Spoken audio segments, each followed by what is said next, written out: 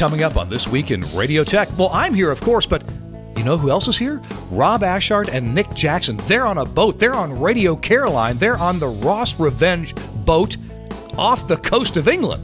Coming to us live on This Week in Radio Tech for a look at Radio Caroline. This Week in Radio Tech is brought to you by Broadcasters General Store with outstanding service, saving, and support. Online at bgs.cc. By the new Ruby console from Lavo.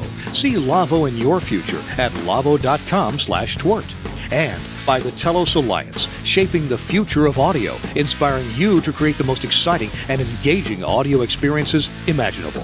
Visit telusalliance.com/opt-in. Hey friends, welcome into This Week in Radio Tech. I'm Kirk Harnack, your host. Glad that you're here. I'm in a different spot. I'm actually at my dad's house in Georgia, and Dad just very politely got out of the way and said, "Here, use my desk." So here I am at Dad's house in Georgia, and we're doing This Week in Radio Tech. This episode, our guest, Rob Ashard, and also his friend, Nick Jackson, are coming to us live from the Ross Revenge. That's a boat just off the English coast. And we'll check in with him in just a second. Chris Tobin checked in with us a little while ago and said he can't be here. So Chris Tobin, wish you well. He's running security for the SBE meeting at the One World Trade Center building in New York City. So good luck, Chris, and y'all have a great SBE meeting. Let's go ahead and bring in our guest, though, Rob Ashard. Welcome into This Week in Radio Tech. Hi, Kirk. I'm not sure how much you heard when you first threw it to us. So basically, we're out on the Ross Revenge, Radio Caroline's ship that was out at sea from 83 to 90. And it's 1,000-foot long, 1,000-ton Icelandic trawler, 300-foot long, and has a hull full of concrete. And it's it's moving about because we've got 50-mile-an-hour winds here this evening. God. Oh, my goodness. So why is the hull full of concrete? Oh, the mast. So so basically, when they built it as a radio ship, one of the things they did is fill the hull, though they carefully baffled around areas so you could get to tanks, bilge tanks and all sorts of fuel tanks and stuff down in the hull. But basically, it was to ballast the mast. So we had the tallest ship-built structure in the world, about 270 feet high. It was quite a sight, I have to say. I remember the first time I saw it in the flesh, just absolutely amazing. I'm sure people have seen pictures. I think Suncast have got some pictures of the ship.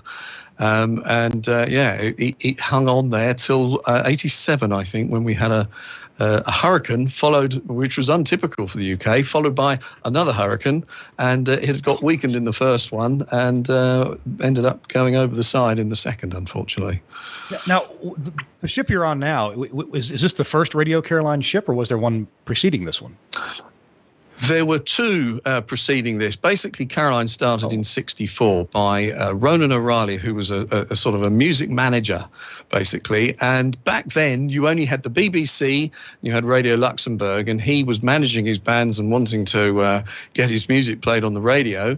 Basically, no one would play it. You couldn't get in the door. It was all closed doors, basically.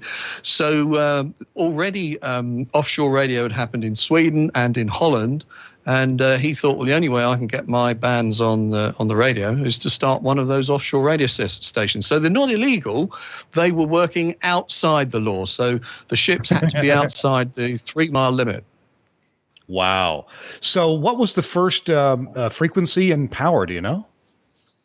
It was in meters in those days. So it was at the high frequency end, 199. Caroline on 199, but they were sometimes a little creative. It was 199 meters, so they were quite often a little bit creative and used a number that rhymed with Caroline. How did the name Radio Caroline come about? Well, that's the rumor has it that Ronan O'Reilly was on a flight to America, and I think he was reading a Time Out magazine and saw President Kennedy playing with his daughter Caroline, and thought it was quite funny that the whole world was happening and all this highest powered man in the world, and Caroline was there, sort of disrupting his attention, if you like. That's the rumor. Wow. Okay. So, curious. Okay, let's talk about the Ross Revenge then. The ship you're on now. For a while, this thing was what, 50 kilowatts? Yeah, it's got a 50 kilowatt ampliphase, RCA ampliphase transmitter downstairs.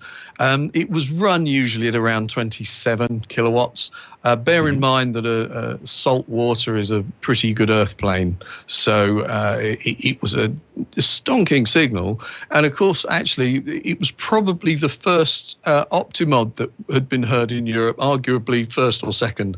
So we'd never heard a signal like it. And of course, we have a narrower audio bandwidth here, 9 kilohertz instead of 10, but right. It was probably pushing the 10, so it sounded amazing. It nearly sounded like FM to our ears at the time.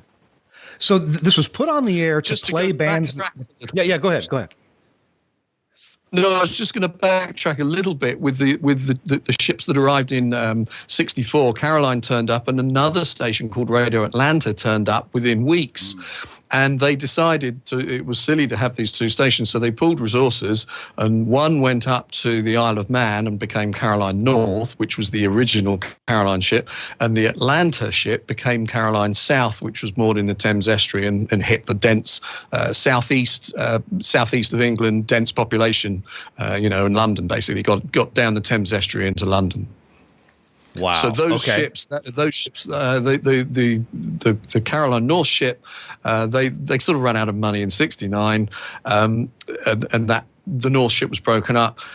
The South ship came out to sea again in '72, but this time Caroline's always tried to be an alternative to what's around. So in the '60s it was pop station, because we didn't have pop. We literally virtually didn't have pop stations. You had a few hours a week on the BBC or Radio Luxembourg in the evening, and then so that ship became an album station in the '70s, and that's when a lot of people go, oh, Caroline '60s, but I'm a bit later. I was born in 1960, so I was in my teens in the mid-70s, and Caroline was an album station, and that's what I loved about Radio Caroline.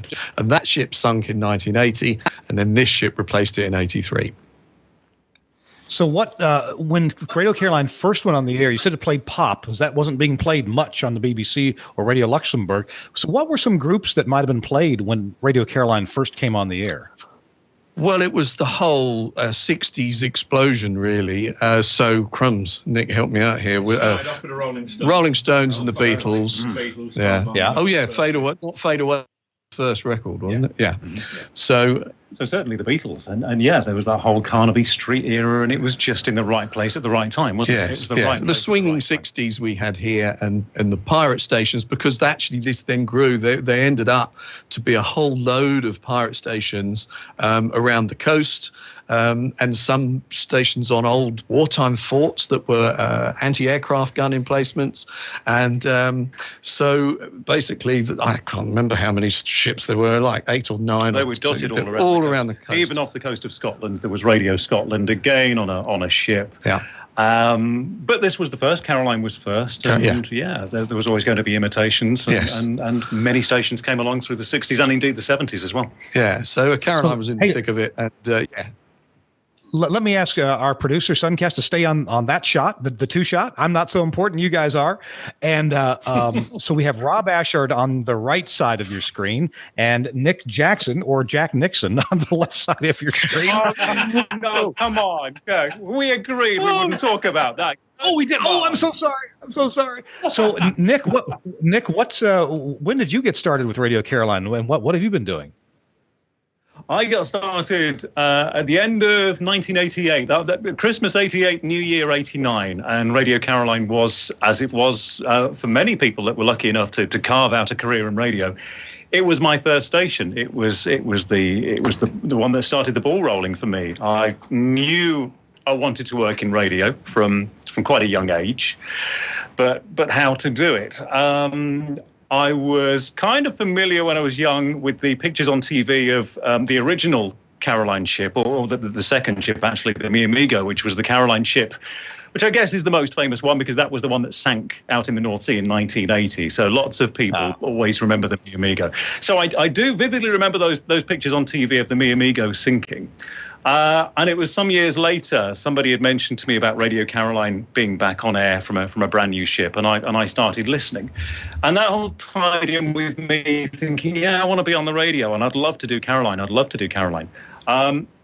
it turned out it was all about who you knew at the time. It was all about knowing the right contacts, as it is in so many industries. And it was my brother that was actually working with somebody that had worked on this ship out at sea. So after months of me trying to contact the right people to get out here and be a presenter, all it took was my brother meeting the right person who said, "Oh, tell him to call this phone number."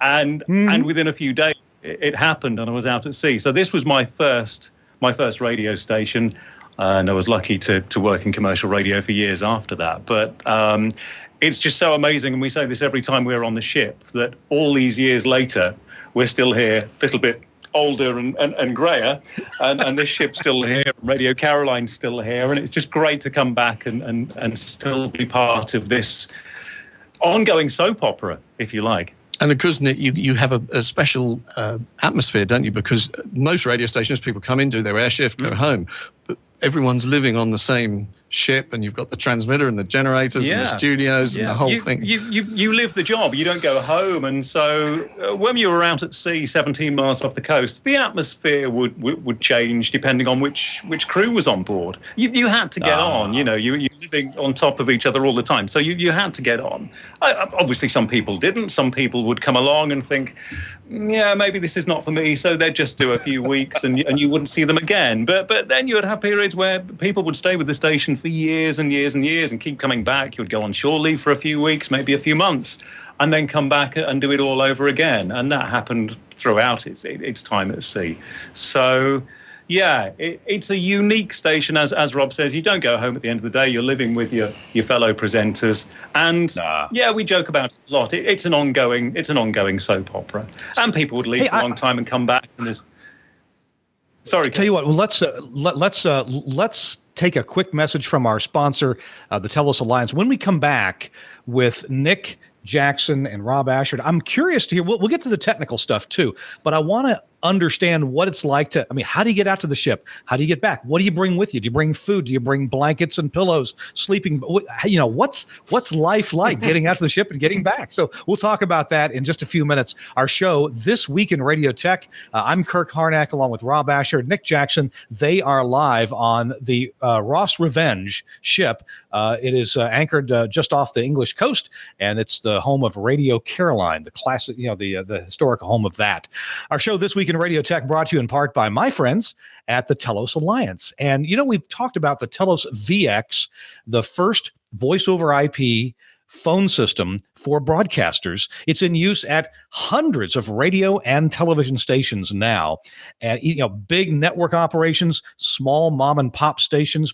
And there's a brand new version of the Telus Vx system that is just now coming out. It's called the Telus Vx Enterprise, and it is capable of close to double the amount of phone lines and, more importantly, phone hybrids than the original VX. There's also another version called the Telus VX Prime Plus, and that is more budget-minded. If you've just got a couple of studios, maybe one or two or maybe three studios to put callers in, instead of replacing phone systems one studio at a time, you can now get an affordable Telus VX Prime Plus and put that in your studios. It'll handle the phone calls for all of your studios and maybe even a couple of news workstations or something like that, production rooms.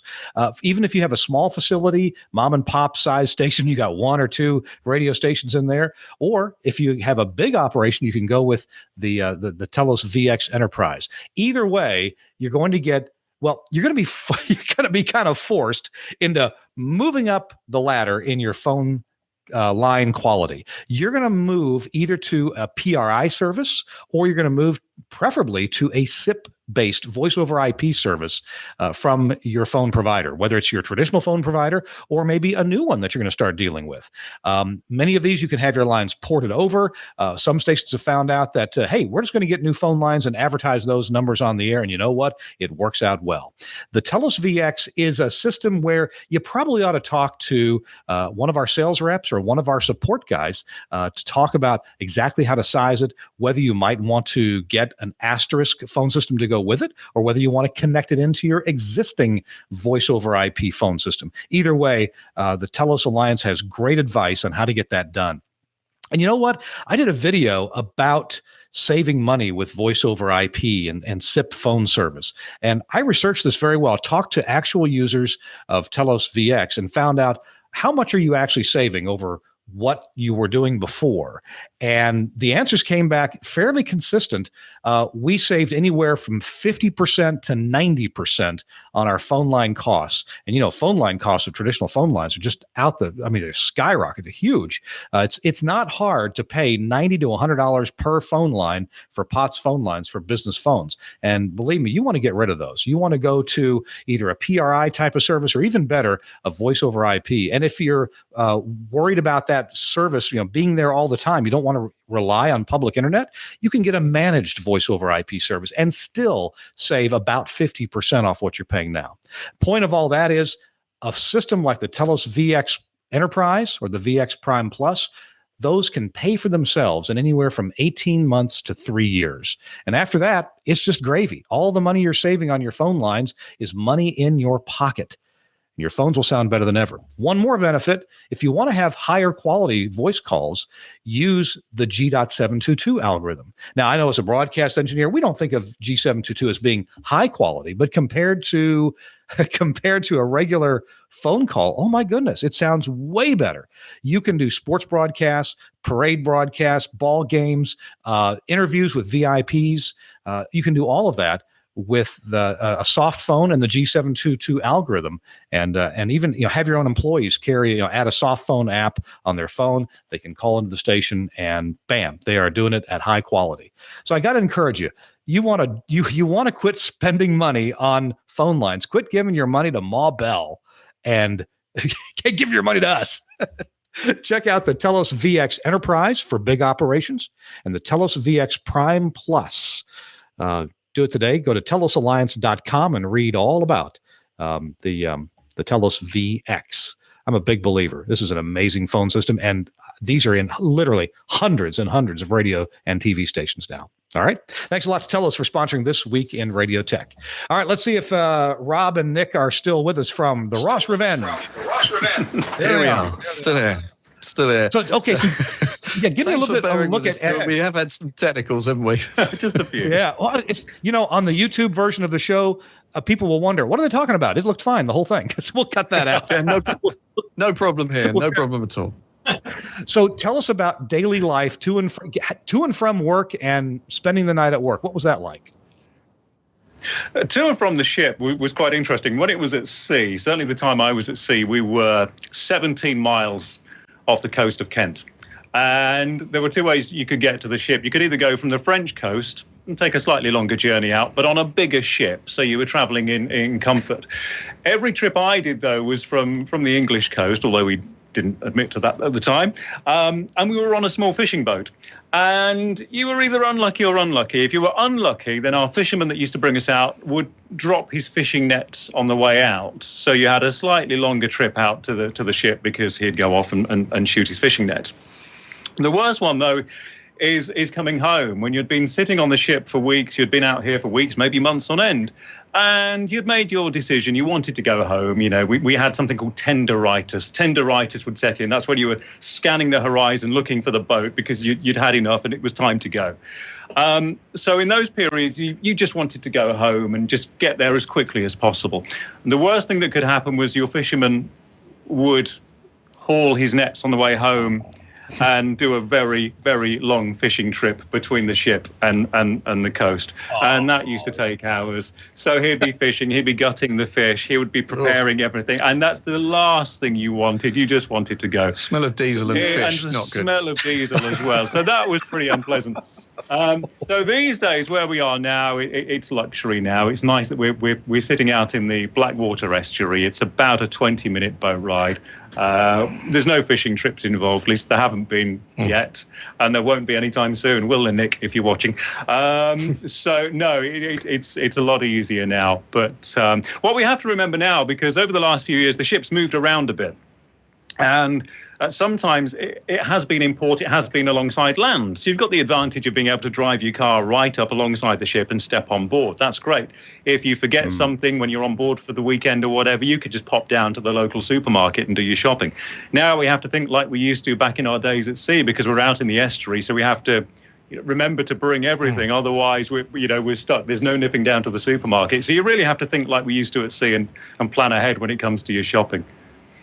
But yeah, it's a commute unlike any other. So what, Rob, maybe you can fill me in on this. What has been the situation such that sometimes it's during some periods of the ship, it was 17 miles offshore. Sometimes it was docked right there. You could drive up to it, as Nick just said. And sometimes it's like it is now. You're out in the water, not very far out, but you still have to take some kind of boat or a dinghy or something out to the Ross Revenge, right? Yeah. So basically, the station sort of ground to a halt in 1990, is that right? Yeah. And it basically run out of money, but it then ended up on the Goodwin Sands, which is a big sandbank off the coast of Kent. And this ship is one of the few ships that's ever got off the Goodwin Sands without breaking its back. So it ended up to Dover Port, and then basically the fans and supporters ended up helping it, and so basically now it's never gone back out to sea, but on the understanding that it didn't broadcast basically from using its big transmitters. So from that point onwards, it's been really a land operation. But we were just doing a quick count up today. We think very quickly we counted 11 or 12 people that have served out at sea in the 70s or 80s that are still involved today. It's a non-profit making radio station now. We just do it for love and because we believe in the sort of music. We don't have the huge choice of radio stations you have in America, it's fair to say. We are a sort of an alternative. And we were saying there's a very famous saying within the Caroline community that they says you can check out, but you can never leave. You may recognize it. Now, people just come back. While we were still trying to get connected, I showed people the app here, if they want to switch back to me, the app called Radio Caroline. You can find it for iOS or Android. And tell me about the app. And you even got, like for the U.S., where I am, you've got an East Coast feed and a West Coast feed. I guess these are day parted, right? Basically it's they were sort of recorded and time delayed with a couple of computers at time shifted feeds basically, so they've just simply delayed 5 and 8 hours from our sort of live shows. So basically we have a studio base on land that is what's the normal Caroline operation day to day. There are some live programs go out from that. There are some pre-recorded programs that go out from there, and also we have presenters that have stream in from their home studios as well. So it's a 24/7 operation. We have an old feature that's one of the most popular. Every weekday from 9 till 10, we have the Caroline, the top listener top 15, and the listeners submit their own top 15 tracks. Caroline is moving forward. We have those streams. We have DAB outlets all over the country, and now since December last year, we have our 648 AM transmitter, and that's proving quite popular. So it's a pretty good signal in the target area of North Essex and Suffolk. Tricky times these days for AM, isn't it, with interference? But we really have a very good signal in that area, and it's proving quite popular. So, with Caroline making AM great again, I think you could say. Well, and of course, the streaming, that's easy for me to listen to. I can't pick up the AM so well, so the streaming is pretty awesome. So let's, if we could, we don't know how much time we got left. We're doing okay now on the signal, but we'll see. Talk to us about the technicalities, what either or both of you might know or carry us through. Like, when was a 50 kilowatt installed, and that for a time you had 2 AM stations diplexed into the antenna, transmitting from there. Give us a little bit of a carry through on how all that started and looked. So this ship was put together in Santander in Spain, and basically, as I understand it, they bought lock, stock, and barrel a Canadian country and western station. So all the gear, pretty much, as I understand it, came from that. So it came. So we had the 50K. I don't know if so. Downstairs also there was a 10K and a 5K. Yeah. The 10K got converted to shortwave later, and we put some religious programming out, which we got some money for.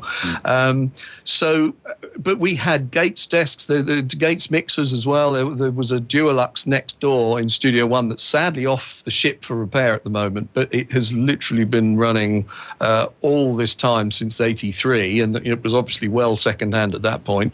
So interestingly, we've always had a lot of American radio equipment, whereas British commercial radio stations have sort of British-made desks like the one we've got here, which is an Alice Air 2000, which was a sort of a state-of-the-art analog mixer, similar in status, I guess, to BCX desks over there.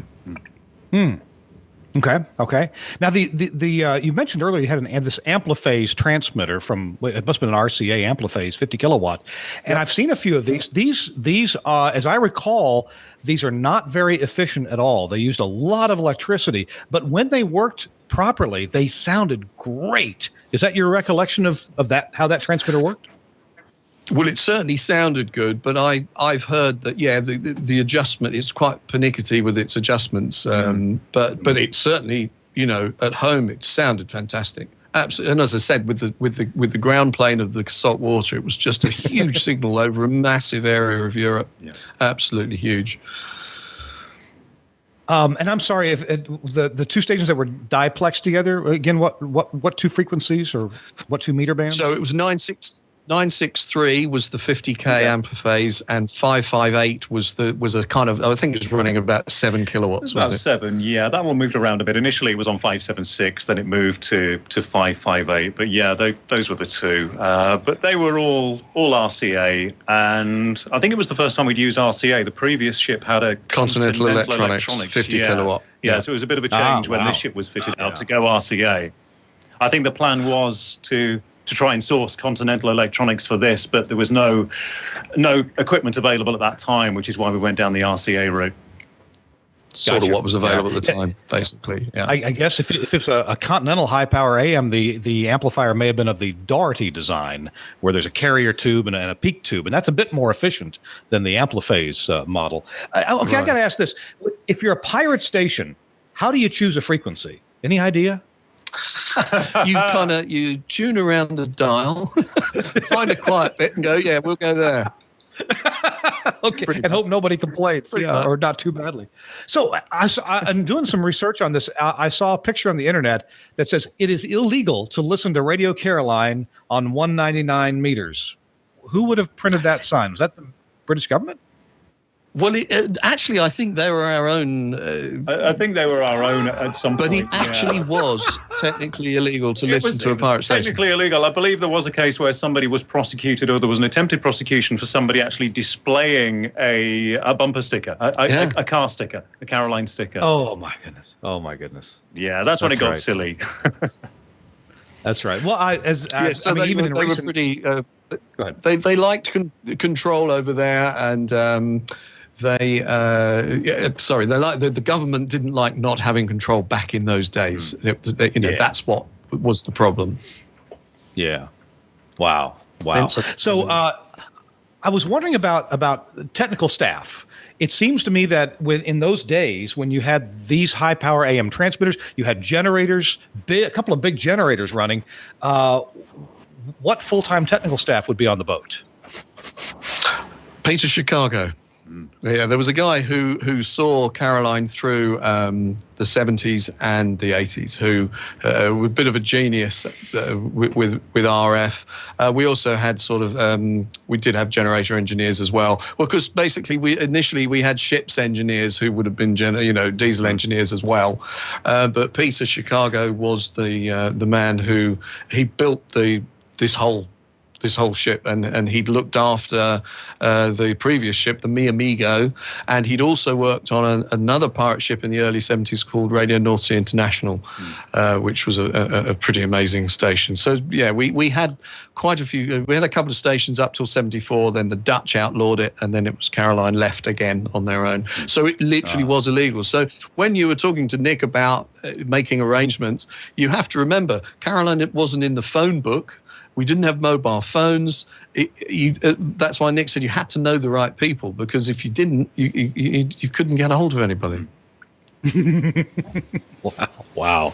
All right. I've got more technical questions coming up in a few minutes. Let's take a quick break and hear from our friends. Broadcasters General Store is your place to get all of your broadcast equipment stuff, but especially a fantastic product for taking phone calls, recording them, and making them sound just great on the air. It's the Vox Pro, the latest one. Let's take a quick look. Scott Feibush here at Wheatstone at NAB, and one of the attractions of the booth is one of the masters of the Vox Pro. Caden's here. We got the Vox Pro 7 this year. New Vox Pro 7. What is new? What's exciting? So many new features. We got a built-in, like a mini processor. You can adjust EQs, de-essing, almost like a mini production studio. You know, you want to jack up the levels if you got of a low caller. Also, we got the Gap Buster, where instead of sitting here on the Vox Pro, if you're an advanced Vox Pro person, instead of sitting there and editing out all the silence and stuff, basically hit 2 buttons and all of that is done for you. Yeah, it's all about the shortcuts this year. Also, they built FX macros, which is basically a shortcut button that you establish at the top of your file. And instead of sitting there for 2.5 minutes during a song editing, you know, all the ins and outs of the phone call, you can hit 2 or 3 buttons and in real time, doing it in about 20% of the time. So this is what we're going to see you demonstrating here. Yeah, for sure. And you know, last year we went into the hotkey portion, and we can get a little bit more advanced and stuff like that. But there's just so much more stuff that is coming out with the Vox Pro 7 here at NAB 2017. I'm going to stand back and watch you do your magic. All right. Thanks a lot to Broadcaster General Store, where you can get Vox Pro from Wheatstone and all your other stuff that you need for your radio station. You know, my friends at Broadcaster General Store have been building their business for literally decades. The Shute family got things going. The Kirstens are involved now, and it's a big family operation, and it's a friendly place. Key to what they do there is they've been building their internal systems for years with custom software that lets them, as a dealer, keep track of all their vendors' products, the current pricing, the current descriptions, current availability. And I've never experienced anything like it. You call, you order something, they are very good at being able to tell you when it's going to arrive, keeping track of it for you, letting you know if it's going to be late, if it's going to be early. And it's just always had such a great time dealing with Broadcaster General Store. Look them up on the web at bgs.cc, bgs.cc, or give them a call. Keep this number in your phone. It's just terrific. 352-622-7700.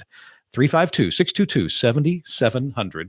And call my friends there at Broadcasters General Store. Okay, we're live on episode 413 of This Week in Radio Tech. I'm Kirk Harnack, along with Rob Ashard and Nick Jackson. And they are on a ship. In, just off the coast of England. Hey, guys, welcome back in.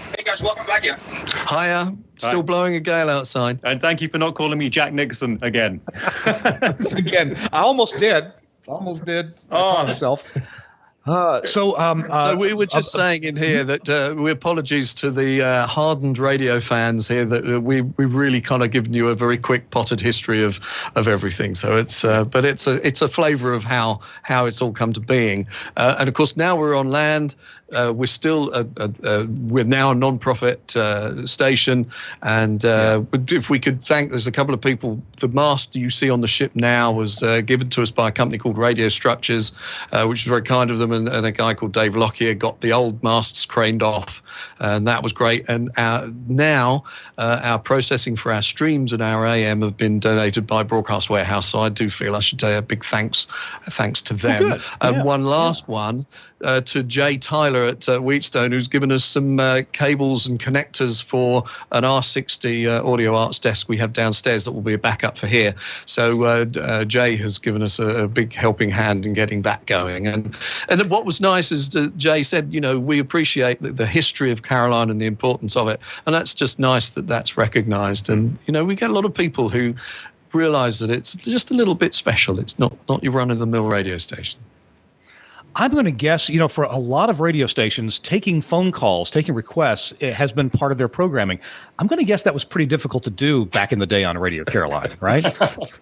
Yeah, they used to get a lot of mail, but obviously way delayed. You could it'd be weeks delayed, I guess, at times. Yeah, but sometimes months. But you got a lot of mail still, nevertheless. Yeah. And I mean, back in the 60s, they just got sackfuls of the stuff. So yeah, it's been an interesting thing, and I think it's Caroline certainly in the 70s as an album station, and now really it's not heavy on talk. It's just kind of we kind of like to talk to you rather than at you, and just play some quality album. It's an alternative to the top 40, the big organization stations that are out there today, and it was just a little more personal, and the music is a little you might not know everything, but hopefully you like it, so that's the vibe. Gotcha. All right. Hey, I'm checking in with our producer to see if we can show any of the pictures. Now, I put together about 20 pictures or so from mostly from the past. Oh, here we go. Let's see if we can zoom in on any on the first picture here. I know Suncast is. Let's just try to guess the year and what's going on as we move through these pictures. What do you think this is, gentlemen? And it's Robbie Dale, I think. It's very small on my screen. Hang on 2 seconds. Yeah, it's Robbie Dale, who was one of the very well-known DJ at the time. And famously, when Radio Caroline was outlawed, he, along with another guy called Johnny Walker, they broadcast past midnight on the day that it was outlawed. And because they literally didn't know what was going to happen the next day. They didn't know if the military was going to turn up. They didn't. They carried on till they ran out of money, basically. Yeah. But famous broadcast, Robbie Dale going and Johnny Walker with a bit of music, We Shall Overcome and all this sort of stuff. So that's Robbie Dale. Okay. Let's move on. By the way, that first image we looked at there was courtesy of Getty Images, and I'm sorry I didn't ask their permission. I didn't notice that it had their mark on it. Okay, who's this? So that's Tom Lodge, again, a DJ from the 60s. He was actually the program controller in 65, 66, I think, and actually brought the station, because there was another massive station called Radio London that was suddenly arrived with Pam's jingles and whatever, and was hugely popular. And Tom got the listenership fought back and got the listenership. That is taken in, when was the RSL in Docklands? 97? Mid So the ship was tied up in London Docklands, and we did an RSL, which is a restricted service license broadcast, where you apply for a 28-day license from Ofcom, which is our equivalent of the FCC. So Tom actually came back to the station and was part of that broadcast, and that picture's taken then. All right, let's go next. We got a bunch to get through, so we'll just move through them here. It's like a quiz, this, isn't it? Yeah. Oh, who's this? That is Caroline's probably most popular, most famous DJ, Tony Blackburn, who went from when Caroline Caroline became illegal. A lot of them kind of jumped ship a little bit earlier and were taken up by BBC. Put on a replacement pop service called Radio 1, and Tony was the first voice on Radio 1, and he's still around in broadcasting today. Forced to be reckoned with. He's in his 70s, but he sounds fabulous. I love that you could see out the window and see the sea outside the window there. All right, who's this? And that is Johnny Walker. It is. I think. So Johnny was the guy with Robbie Dale mentioned earlier. He's still on BBC Radio 2 to this day. And still a huge supporter of Caroline, as is Tony Blackburn, but which is great. So many of the guys that were involved in the early days are still massively supportive of what we do, which is wonderful. And Johnny Walker, I think he was a bit of a hero of mine as a broadcaster. Yeah, I think he's great. He's got a lovely voice, nice manner, quite funny, quite light-hearted. And although he never worked on this ship at sea, obviously, he's since been back and he's actually broadcast from this ship, from this very studio. So that's wonderful. Next question, please. That's a technician. Now that's the Continental Electronics that was on the Mi Amigo. That's a technician that whose name I don't know, but that's the 50 kilowatt Continental.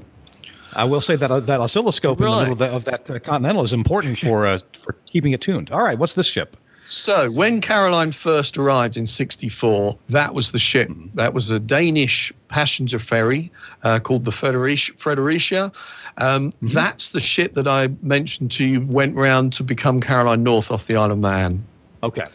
And the Mi Amigo was the one that stayed south. So that's the ship we're on. We're up in that just above the word Caroline, where there's a little window. That's one of the two studios on that level. So that's where we are. Just further back, if you pan to the left of that, that's where we are. So the three windows at the front of that are the record library. That's the boat that rocked. Oh yes. So yeah, the boat that rocked. Or I believe it was Pirate Radio. It was renamed in the US and Canada as Pirate Radio. Okay. But the boat that rocked, which is very, how to describe it, very loosely, shall we say, loosely based on Radio Caroline. Because I was going to ask you how accurate that was. Yeah. Well, the thing is, Kirk, if it was accurate, you'd have had a load of guys sitting around smoking cigarettes and drinking coffee and answering letters, which wouldn't have made a very good film. And so it's a fun story. But the opening section of that film that tells you what was on the radio initially, which was the BBC, I've forgotten the program, but it was, very pompous, and then suddenly, bang, there's these guys shouting and not reading. Every link on the BBC was scripted, and no one had ever heard radio where the guys just sat and spoke and said what they thought and played pop records. I mean, it was, I can't quite emphasize the revelation that this music explosion brought to by the pirates was in the country. Don't forget to add that the film used all our equipment. Oh yes. Dave Foster makes a very good point that a lot of the equipment on the set came off this ship, and in fact our Duolux was resprayed because obviously it had to look brand new, because it would have been. All right, what are we looking at here? That is this ship with that mast. Yeah. So, I mean, just a stunning sight. It doesn't look real, does it? But I can assure you it is. So a lot of people say it's a 300-foot mast. It's actually about 270 feet.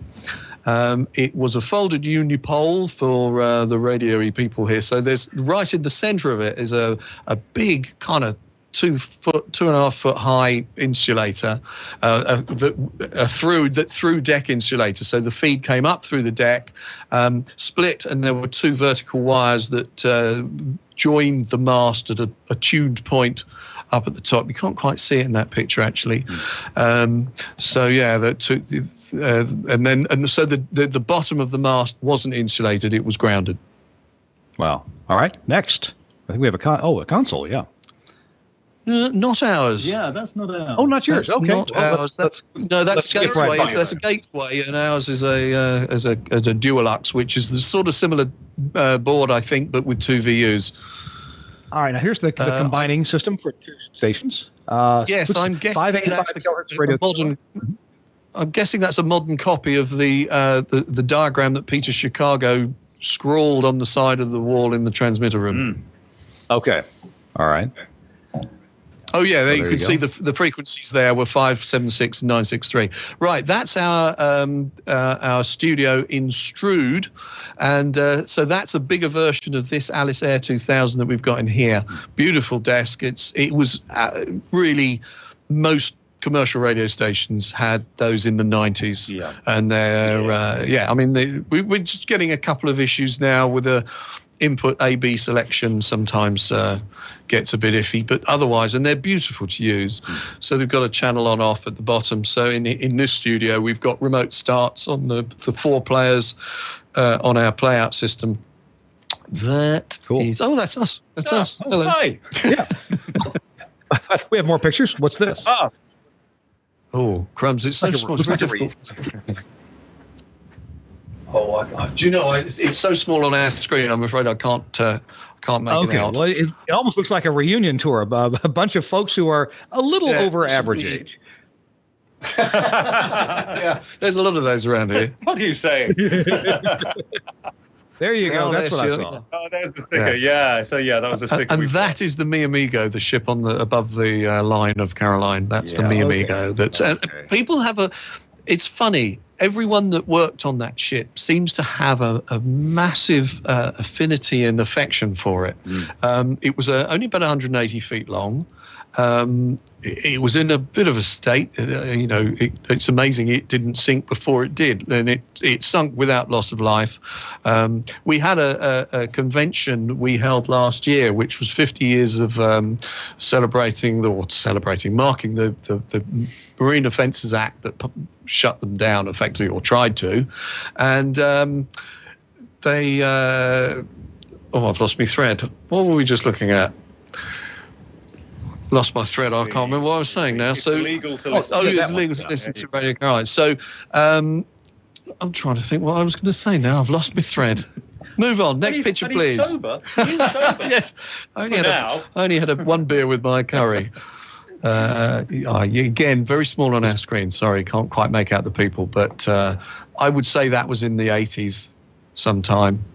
I mean, we joke about this, but it's very true. I mean, how many photographs have been taken of this ship and our other ships over the years? I mean, thousands of them. Here we go. Tony Blackburn on the left, Tom Lodge now right in the middle, the silver-haired gentleman is Ronan O'Reilly, who founded the station. Still with us today, but not very well, sadly.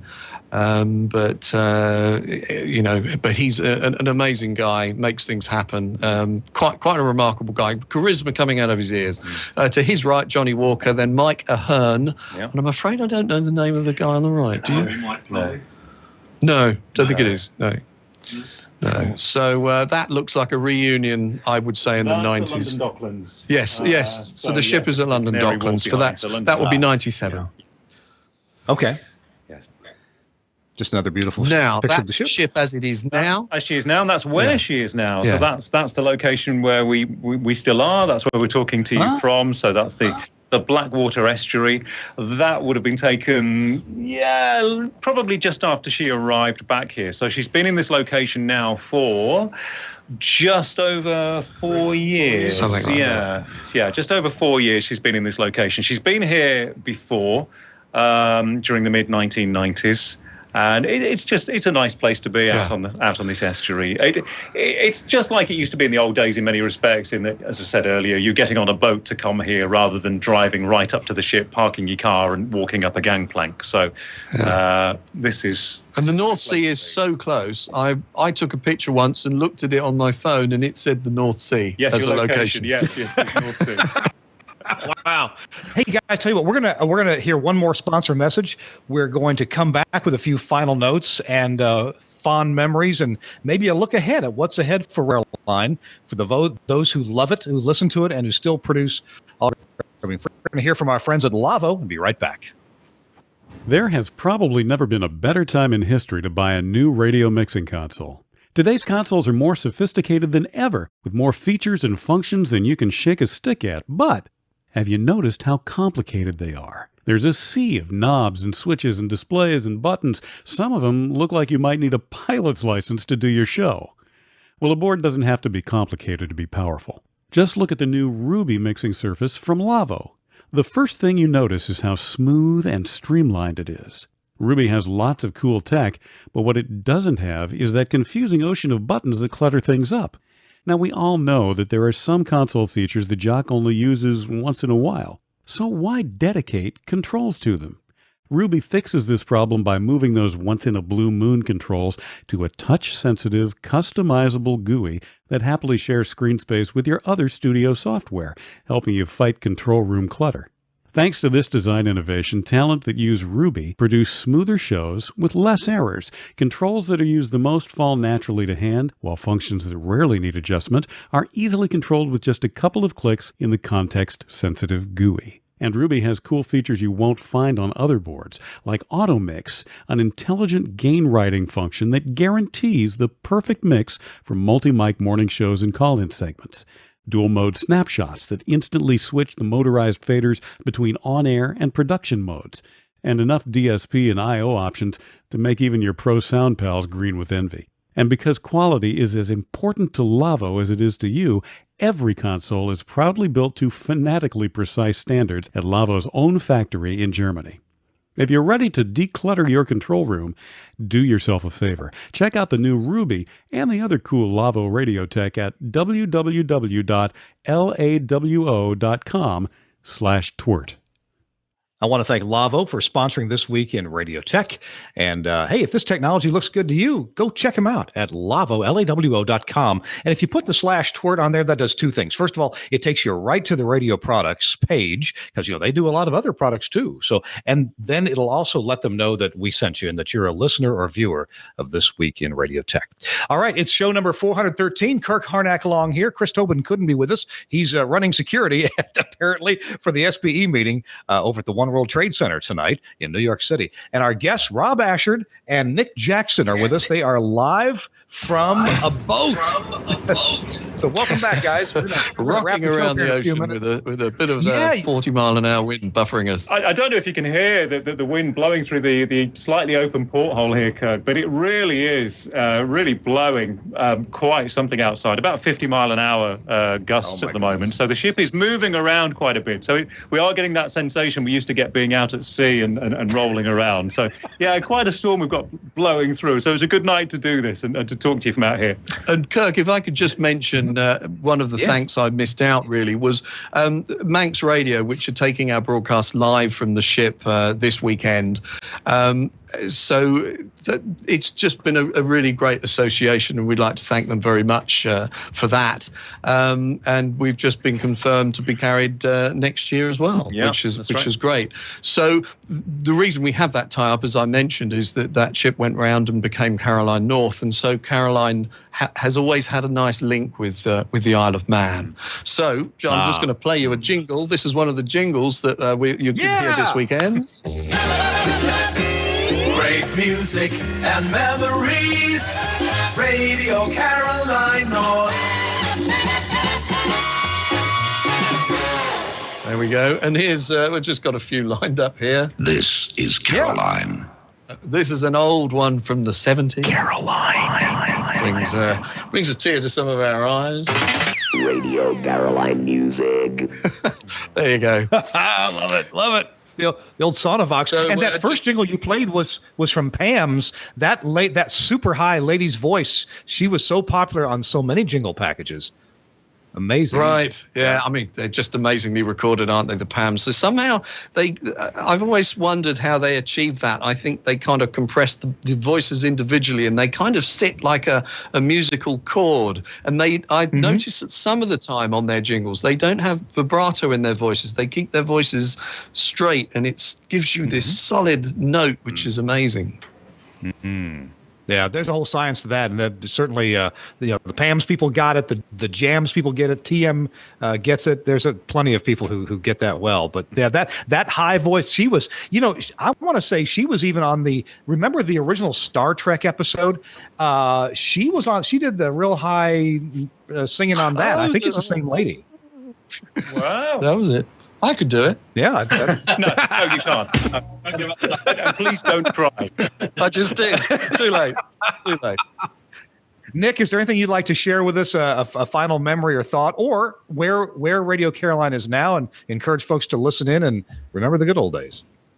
Yeah, as I said earlier, it's just wonderful that we're still here doing this. Having been lucky enough to be out here years and years ago, if you'd have said to us, and we joke about this a lot, if you'd have said to us in 1989, hey, 2018, you'll still be on the ship and you'll still be broadcasting and Caroline will still be around, I think we'd have said, no, come on, be serious. For many of us, coming back, it's a way of giving something back. Caroline, for me and many of my colleagues, it was our first station, so it's nice for those of us that were involved and started here to come back and be part of it. It is a big family, really.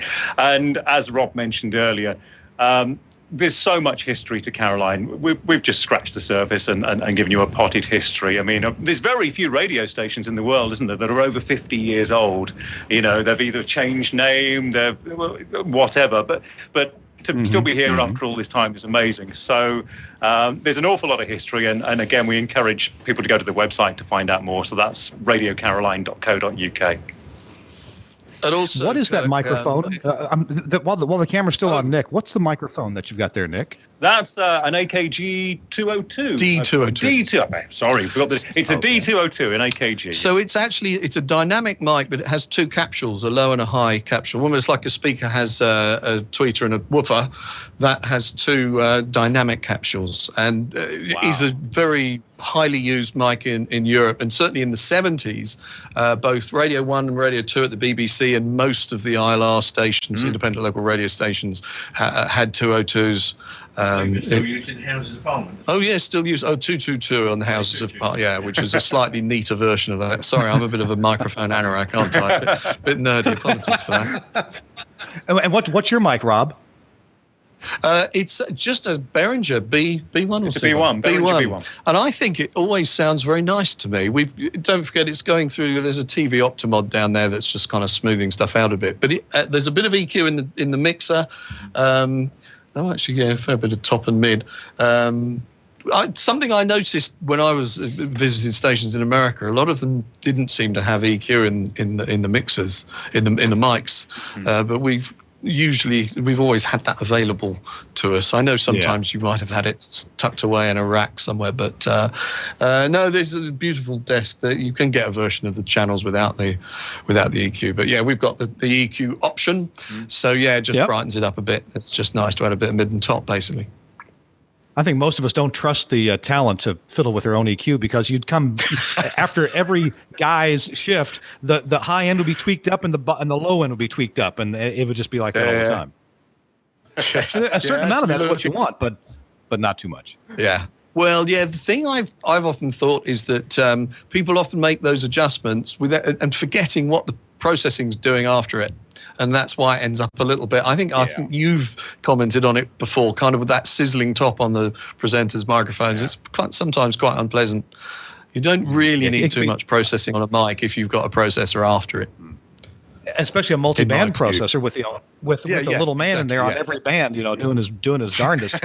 And we know that with EQ, a little bit goes a long way. It really does. Yeah, absolutely. Yeah. Wow. But as Nick said, it'd be great if everyone could have a little look at our website, www.radiocaroline.co.uk. There's all sorts of stuff, history there, pictures of the studio and the presenters and whatever. We've also got a nice section called Returnees, where people have rediscovered Caroline, having listened to it in the 60s or the 70s. And then I tell you what, when that Boat That Rocked, or what was it called over there? Pirate Radio came out, we had a massive amount of people go, oh, I remember, and lots of people Googled it and went, oh my God, it's still in the air.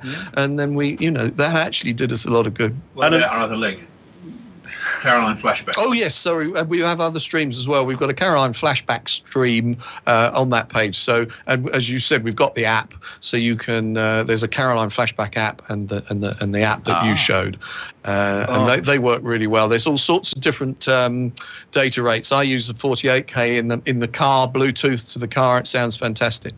One more plug. I bet it does. Trips as well. We do guided tours of the ship as well. So anybody that wants to come and see the ship for themselves can now come out and have a full tour. And we talk about the history briefly. It was a record-breaking fishing trawler before becoming Radio Caroline, and then obviously we get into the studios and we can show off the transmitter room. And one of my favourite rooms in the ship to this day is still the vast vinyl record library, which is wonderful. Again, it's all on the website, and we do tours of the ship, and they're pretty much sold out the moment we advertise new dates. And you were saying earlier, Nick, when we were talking before the show, that quite a lot of the time people come here and who aren't particularly interested because they've come along with someone else. Yeah. And then they've said, oh, wow, this is actually... Yeah, we get those that have listened to Caroline for years that come out and bring... Maybe they'll bring their long-suffering partners who didn't really want to come, truth be told. They think, oh, no, I'll come along because you're going.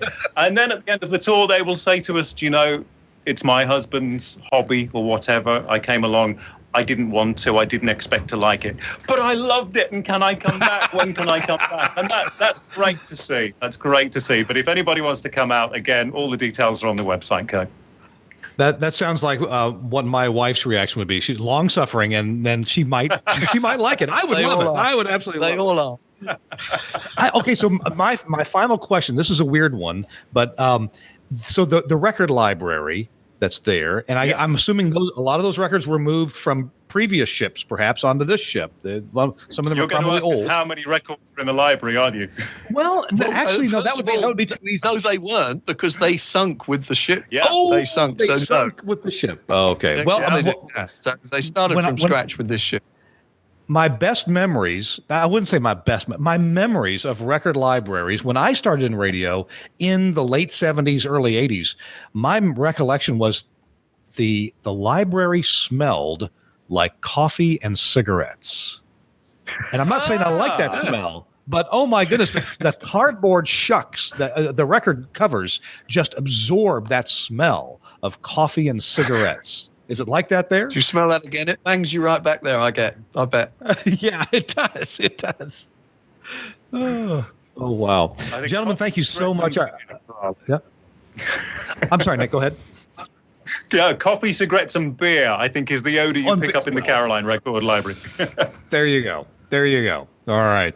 Gentlemen, I wish we had more time. It's been a great hour, and thank you for suffering through. Thank you for working hard to get the technical problem solved, to get going on the show. Really terrific that you Plan B worked out, so I'm glad that it did. Yeah. And we'll put in the show notes, we'll put the links that you talked about and some links to some pictures and maybe even a link to the movie if people want to see an inaccurate version of a dramatized version hopefully we can put a link from our website to your webcast on TwiRT. Is that okay? Oh, absolutely. Yeah. It'll be, and we'll have a permanent link for it within about 48 hours or so. Lovely. So hopefully some of the people that have missed it, we'll put it on the website, and you hopefully should get some more viewers. Rob, you have suggested this show a long time ago, and you've gone to a lot of trouble to make it happen. And I dearly appreciate the amount of trouble that you've gone to. We both learned some things about the technicalities, and I know that you've really been through a lot. So thank you for making this happen live from the My Ross pleasure. event. And just to say, I've enjoyed your webcast for I don't know how long, since you were back in Leo's place, and I've been a long time viewer of this show. Oh, I want to make sure we say hi to your cameraman. What was his name? Dave Foster. Dave Foster. Okay. I know a Dave Foster. Different Dave Foster. Thank you, Dave. Yeah. Thanks, Dave. So thanks, Dave. Thanks, Nick. And thank Rob. Cheers, everybody. We got to go. Thanks to our sponsors, which have been the Telus Alliance and the Telus Vx. New products, the Vx Enterprise and the Vx Prime Plus. Check them out. You're going to save a ton of money on putting phone callers on the air and for TV stations doing IFB intercom. Also, thanks to Vox Pro from Broadcasters General Store. And also thanks to Lavo at lavo.com/twert. Suncast has been our producer, working extra hard today. Thank you, Suncast. And thanks to Andrew Zarian, the founder of the GFQ Network. We'll see you next week on This Week in Radio Tech. Bye-bye.